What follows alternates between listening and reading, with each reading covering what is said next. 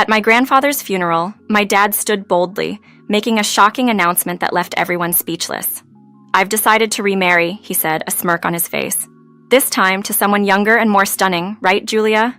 Julia, one of his younger employees, beamed and clung to his arm, amused by his words. Amid the funeral's somber atmosphere, my dad's words felt out of place. "Isn't today supposed to be about remembering the departed?" I thought, unable to hide my disdain. Then Aunt Teresa, always the comforting presence, wrapped her arms around me. "Emily, you'll come live with us," she said, her voice filled with determination. "Don't worry about child support, it's not needed." That day marked a new chapter in my life, moving in with Aunt Teresa and her husband. 2 months after the move, my dad reached out, but I had already made up my mind about him. "The only dad I recognize is Dennis," I told him, cutting off any attempt at reconciliation. Despite his pleas and anger, I remained firm in my stance, ready to move on from his shadow. "I'm Emily Osment, a 15-year-old who enjoys the simple pleasures of middle school life and the freedom of being an only child. My mom, a beacon of kindness, and I share a close bond, with our weekend shopping trips being a highlight. My biological father was never the parent I needed, always absent and cold. I couldn't understand my mom's choice in him, a sentiment that grew stronger with each passing day. Despite everything, my dreams of marriage and family remained intact, largely thanks to Aunt Teresa and her husband Dennis. They were the epitome of a loving couple, treating me like their own despite not having children due to Dennis's past illness. Their love story, faced with challenges and opposition, only reinforced my belief in the power of love and family unity. As I navigated my new life with them, I carried the lessons of love, resilience, and the importance of choosing the right people to call family. Now, Aunt Teresa, Dennis, and my mom share a strong bond, but my dad's behavior towards Dennis has always been hurtful and unfair. He often makes mean comments, criticizing Dennis for not being able to have children and accusing him of marrying for money. This is why I grew to dislike my dad and promised myself I would never grow up to be like him. Right when I began school, my grandparents organized a big party to celebrate. They own a large house and are well known in the community, owning several businesses. My mom, Teresa, and Dennis are all in charge of different parts of the family business, while my dad works as an ordinary employee in one of these companies. Even as a kid, I found it strange, but it became clear that my dad wasn't trusted to handle more responsibility due to his actions. At the party, my dad, trying to make a joke in front of my grandfather, suggested he should be given a company to run, hinting at the awkwardness of his position compared to his wife. The room's mood quickly shifted from warm to chilly. Ignoring the tension, my dad pressed on, suggesting they should switch roles to fix the situation. My mom calmly cut off the inappropriate conversation, but my dad, fueled by alcohol, raised his voice, disrupting the peace. My dad's outburst was almost laughable compared to my mom's calm demeanor. He ranted about why he had to be just an employee, claiming he had earned his position fairly. His logic was flawed, and as the room grew tense, my grandfather intervened. He pointed out that giving my dad more responsibility would likely lead to disaster, reminding him of a past mistake that almost cost the family business dearly. The incident in question involved my dad having an affair with a client's daughter, a move that nearly brought the company to its knees when the client threatened to cut all ties. This revelation made me feel both embarrassed and sorry for my dad. Despite his protest that the event was a decade old and should be forgotten, it was clear his past actions still had consequences. My grandfather's firm stance made it evident that trust and responsibility in our family's business were earned, not entitled, highlighting the gap between my dad's expectations and his actual contributions. During the party, my mom quickly silenced my dad's rant, leaving him visibly irritated. With a sigh of exasperation, he finished his drink in one go and exited the room, muttering apologies for ruining the mood. My grandpa reassured me, placing the blame on my dad, not us, and gently patted my head. With my dad gone, we picked up the celebration spirit again. I received some thoughtful gifts, an electronic dictionary from my grandparents, a book voucher from my mom, and the sneakers I'd been eyeing from Teresa and Dennis. These presents lifted my mood, despite my dad's earlier sourness. Returning home, my dad's presence and his dismissive remark about my gifts briefly dampened my spirits. However, his lack of genuine enthusiasm couldn't overshadow the joy the gifts brought me. Later, Aunt Teresa and Uncle Dennis surprised me with an invitation to join them on a summer vacation trip abroad. perfectly timing it with my mom's business trip. Expecting my dad to react negatively, I was taken aback when he supported the idea, mentioning his coinciding business trip. His unusual cheerfulness about work puzzled me, but the excitement for the vacation with Teresa and Dennis overshadowed any odd feelings. The trip was everything I could have hoped for. Breathtaking views, delicious cuisine, and luxury beyond my everyday life. Teresa even planned a special shopping day for the three of us, which thrilled me to no end. As we immersed ourselves in shopping and enjoyed tea and cake on a terrace, our perfect day was abruptly interrupted. Teresa's gaze fixed on a sight that made my heart sink. My dad, unmistakably cozying up with a young woman, both donned in casual aloha shirts. This wasn't new. My dad's history of infidelity was a shadow over our family, often dragging me into uncomfortable situations. Despite my deep love for my mom, I had learned to accept his actions with a heavy heart, though it never got easier. Teresa, filled with righteous anger, was ready to confront the situation, but I suggested we handle it differently. We decided to take a photo and send it to my mom, curious and anxious about her response. This approach, though painful, felt like the right step in dealing with my dad's repeated betrayals, marking yet another challenging moment in our family's story. The news of my mom's sudden passing hit me like a lightning strike. I was in disbelief, my heart sinking into an abyss of shock and sorrow. Teresa, after confirming the tragic news with my grandmother, couldn't hold back her tears. Dennis, trying to keep steady, took the phone, but the weight of grief was too much for us all. We hurried back home, rushing straight to the hospital to see my mom for the last time. The sight of her, lying there motionless, unleashed a torrent of tears from my eyes. Teresa, overwhelmed by grief, needed support, so Dennis guided her away, leaving me to face the harsh reality with my grandparents. My mom had heroically sacrificed herself to save a child who had carelessly run into the street. She acted as a shield, absorbing the impact of an oncoming car, which led to her critical injuries and eventual death. The child, miraculously, suffered only minor injuries. As I tried to process this heroic yet heartbreaking tale, I couldn't help but wonder about my father's whereabouts. My grandparents were clueless too. He was abroad, I informed them, sharing the bitter truth of his infidelity. When my father finally appeared, 5 days after the tragedy and just in time for the funeral, his reaction to my mom's heroic act was cold and detached, calling it foolish. His lack of empathy and respect shocked everyone. Unfazed by the stares of disbelief, he assumed the role of the chief mourner, a position quickly corrected by my grandfather. The funeral took a turn for the surreal when my father, standing by my mom's side, callously threw his wedding ring at her, declaring his freedom with a cruel laugh. He then announced his plans to remarry, introducing Julia, a younger woman from the crowd, who clung to him, seemingly amused by the situation. His actions and words, devoid of any decency or respect for the solemn occasion, left everyone in shock. Teresa, ever the protective presence, assured me that I would be living with her and Dennis, dismissing any notion of child support from my father as unnecessary. Thus, I began a new chapter of my life under their care, a stark contrast to the chaos my father left behind. Despite his later attempt to reach out, the bond was irrevocably broken, his earlier actions having set the course for our estranged relationship. When my father unexpectedly reached out for help, I firmly told him that Dennis was the only father figure in my life before ending the call and blocking his number.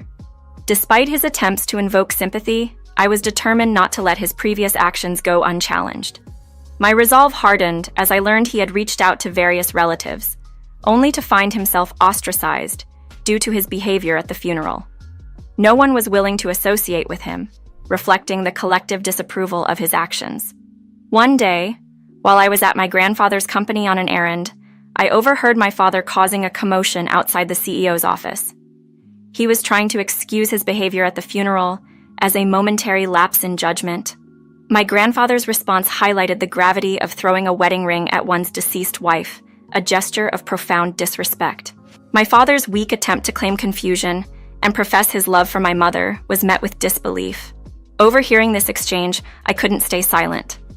My father, noticing my presence, tried to persuade me to vouch for his so-called love for my mom. But fueled by anger and disappointment, I voiced the truth about his lack of love and the pain he caused us. His reaction was one of rage, even demanding repayment for my upbringing as if it was a transaction, not a father's duty. At that moment, I was reminded of my mom's will, which explicitly denied him any inheritance due to his infidelity, highlighting his absence in contributing to our household. His ludicrous claim of managing my inheritance under the guise of not having divorced. My mom showed his desperation and misunderstanding of legal procedures. The divorce was already finalized, making his claims baseless. His suggestion to retract the divorce documents, as if it was a simple error that could be undone, showed a lack of understanding of legal systems and further emphasized his selfish motives. Even as a middle schooler, I could see through his manipulations and the shallow depth of his parental affection, which seemed rooted more in financial interest than genuine care. Understanding the legalities and the finality of my parents' divorce was clear to me, but my father seemed lost, clinging to a past that no longer existed. His attempt to dispute the divorce based on a supposed mutual love was met with disbelief and even laughter from my grandfather and me. His frustration grew as we couldn't take his delusions seriously. When confronted with the reality that my mom had initiated the divorce, his shock was palpable, leading to a breakdown behind the closed door. It was clear he hadn't anticipated my mom's decision, perhaps underestimating the depth of her resolve. The revelation that my mom had wanted a divorce, especially after learning about another of his infidelities during our coincidental trip abroad, seemed to hit him hard. His tears and questions about why she would leave him, despite his faults, betrayed a man struggling to come to terms with the consequences of his actions. Yet, despite his emotional turmoil, I found it hard to muster any sympathy for him. The situation escalated when security had to intervene, removing him from the premises as he resisted, still grappling with the reality of his actions and their repercussions. In the aftermath, my grandfather and I shared a moment of reflection, pondering what my mom ever saw in him. The decision to involve the company lawyer and secure a restraining order was swift, ensuring our safety and marking a definitive boundary my father could no longer cross. In the days that followed, I sought solace in the presence of my Aunt Theresa, trying to find some normalcy in shopping trips and daily life. However, an unexpected encounter with my father outside a department store shattered that semblance of normalcy. His appearance was shocking, unkempt, dirty, and desperate. He was a shadow of the man he once was. His plea for money, driven by sheer desperation, was a stark contrast to the father I remembered. His fall from grace was complete when he revealed that his new partner had left him, taking with her the illusion of a better life he had chased. His plea for help, rooted in familial ties, was hard to reconcile with the pain he had caused. It was a painful reminder of how far he had fallen, not just in terms of his financial and social standing, but in the eyes of his family. His situation, while pitiful, was the culmination of his own choices, a bitter truth he was forced to confront in the most humiliating way. In the face of my father's desperate and disheveled plea for help, I nearly let my anger get the best of me, biting back a harsh retort. Beside me, Theresa, now my legal guardian, was visibly seething with anger over his audacity to seek sympathy after all the hurt he caused. Despite his apologies, it was clear that his remorse was shallow, only surfacing due to his current predicament. In a firm and calm voice, I informed him of the legal adoption that had taken place, making Theresa my official mother and legally severing any ties I had with him.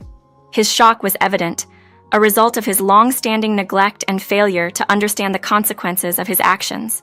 His concern quickly shifted to the matter of inheritance, to which I coldly clarified that there was nothing left for him, highlighting the absence of any financial obligations towards him from our side.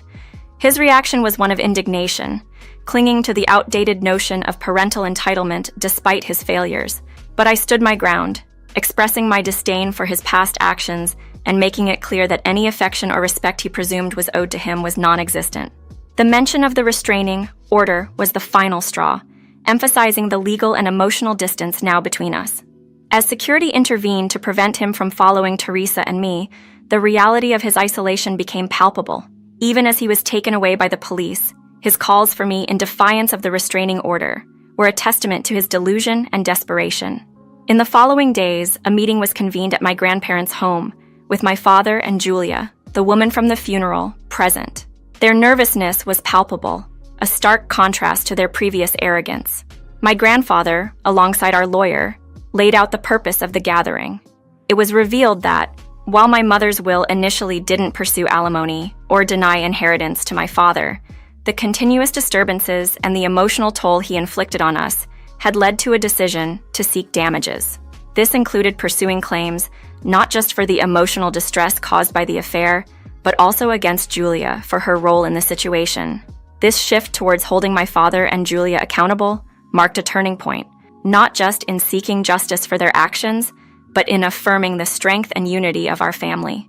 The legal steps being taken were a testament to the resolve of Teresa, Dennis, and my grandparents to protect our well-being and honor my mother's memory, ensuring that the consequences of my father's actions were finally being addressed. In a decisive meeting led by our lawyer, the announcement that my father and Julia would be pursuing alimony claims against them visibly unsettled both. Furthermore, their immediate termination from the family business was put on the table, pushing Julia into a corner of desperation. She tried to negotiate her way out by arguing the impracticality of expecting alimony payments from her if she were unemployed. Her plea, however, fell on deaf ears, especially when she attempted to deflect blame onto my father, claiming she was coerced into the affair. This accusation sparked a heated exchange between them, quickly silenced by my grandfather's commanding presence. The atmosphere was tense as the lawyer laid out the documentation for the claims against them, emphasizing the inevitability of their financial obligations. Despite Julia's reluctant compliance, my father hesitated, overwhelmed by the situation. Dennis's intervention, subtly reminding my father of the gravity of his betrayal, was powerful. He didn't need to raise. His voice, his words, heavy with disappointment and unspoken grief, made my father visibly shrink. Dennis's connection to my mother, his disapproval of my father's actions, and his unwavering support for us underscored the depth of the betrayal felt by those who had once considered my father's family. Eventually, compelled by Dennis's quiet yet impactful confrontation, my father signed the papers, a symbolic act marking his acceptance of the consequences of his actions. His departure from the room, and ultimately from our lives, was a sad moment, punctuated by the news that he had resorted to borrowing from questionable sources to fulfill his financial obligations. The choices he made, leading him to a precarious situation, were a testament to the self-destructive path he had chosen. Dennis's management of the situation, ensuring that the financial dealings were controlled, highlighted his protective nature towards our family. My father's subsequent disappearance, possibly to avoid further repercussions or the weight of his guilt, closed a painful chapter in our lives. Despite the harsh reality of his fate, it was difficult to muster sympathy for someone whose actions had led him so far astray from those he once called family. In the aftermath of everything that unfolded, I found myself harboring a sense of justice that perhaps went beyond mere forgiveness. The thought of my father facing the consequences of his actions through the pressures of his creditors seemed, in a way, fitting. Julia, too, faced a stark turn of events. Her involvement with a married man led to not only financial repercussions, but also personal ones. After being sent back to her rural hometown by her parents, she was quickly married off to a much older man, thrust into a life filled with hard labor and familial responsibilities, a consequence, it seemed, of her actions. As for me, my life has been filled with warmth and care by Teresa and Dennis, who have truly stepped into the roles of my parents. They guide me with love, sometimes firm, but always fair, ensuring that the memory of my mother is kept alive through small rituals and remembrances that bring us closer to her spirit. Their relationship stands as a beacon of hope for me, a testament to the enduring strength of love and commitment. My bond with my grandparents continues to flourish, with their boundless energy and plans for the future, including their well-intentioned but premature ideas about my education abroad. While I cherish their support, I've expressed my desire to stay grounded in my current life in Japan, surrounded by friends and the familiarity of home. School has become another area where I'm finding my footing, taking on responsibilities within the student council that challenge and fulfill me. At home, my interest in the English language has blossomed, with Teresa providing me with books that were dear to my mother. This new passion has sparked a dream in me to become a translator, a goal I'm beginning to pursue in earnest. Despite the pain of losing my mother, the love and support from those around me have been a constant source of strength. I've started keeping a diary as a way to bridge my past with my future, hoping to share my journey with my mother someday. Teresa and Dennis's understanding and acceptance have given me the space to grieve and grow in my own time, cementing their place in my heart as a second set of parents. For their upcoming anniversary, I've prepared a special gift, a gesture of my deep affection and gratitude for their unwavering support. My daily conversations with my mother's photo have become a cherished ritual, a moment of connection that starts each day on a note of hope and reflection. The clear blue sky outside seems to echo her support, a comforting thought that carries me forward.